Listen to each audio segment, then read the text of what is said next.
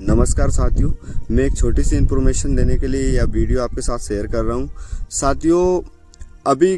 एक मामला बहुत गरमाइश से चल रहा है कि कोई एक व्यक्ति रहता है और वो व्यक्ति अपनी बहन की मृत्यु हो जाती है, उसका वो प्रमाण पत्र बनवाने के लिए और बैंक से कुछ पैसे लेने के लिए वो जाता है। तो वहाँ के अधिकारी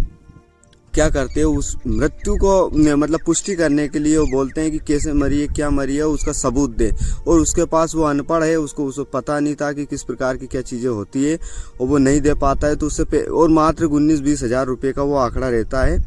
जो लेने के लिए वो जाता है। तो उससे उसकी डेड बॉडी भी मंगवा लेते हैं कि जैसे कि मान ली जाए कि उसकी मृत्यु हुई या नहीं हुई। तो मुझे कहीं ना कहीं ये विचार आता है कि मैं खुद एक हिस्ट्री का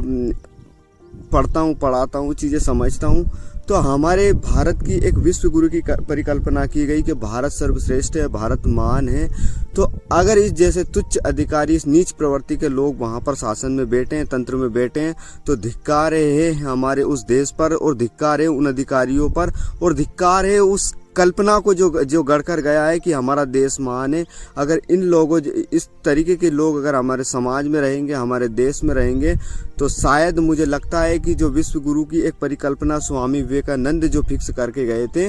वो परिकल्पना कहीं ना कहीं धूमिल होगी और हमारे देश के मान सम्मान, गौरव और इस संस्कृति पर कहीं ना कहीं क्या होगा, एक तरीके से पुष्टि आघात होगा, जिसकी हम किसी भी प्रकार से कोई भी तरीके से क्षतिपूर्ति नहीं कर सकते।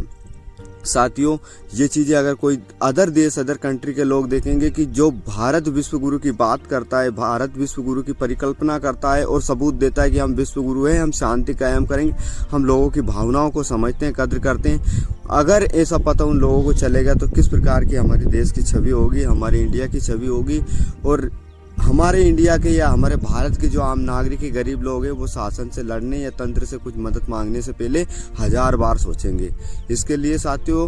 कि अगर हमें हमारे देश के हित में कुछ काम करना है तो सबसे पहले कठोर से कठोर कार्रवाई उन लोगों पर करना चाहिए, उन लोगों का बहिष्कार करना चाहिए जो कहीं ना कहीं हमारे इंडिया, हमारे देश की छवि को धूमिल करने की कोशिश कर रहे हैं और मृत्यु होने के बाद में भी लाश को कब्रिस्तान से निकलाकर और उसका सबूत मांगने का प्रयास कर रहे हैं। तो सबसे पहले तो उनको बिल्कुल वहाँ से, उस सिस्टम से हटा देना चाहिए और कड़ी से कड़ी कार्रवाई उन लोगों पर करना चाहिए जिन्होंने इस प्रकार की ये डिमांड रखी है कि आप हमें मृत्यु का प्रमाण पत्र दो कि मरी या जिंदा है। ठीक है, तो और इन चीज़ों को सुधारने के लिए कहीं ना कहीं हमारे जैसे युवा, हमारे जैसे साथी जो कहीं ना कहीं अपने देश के लिए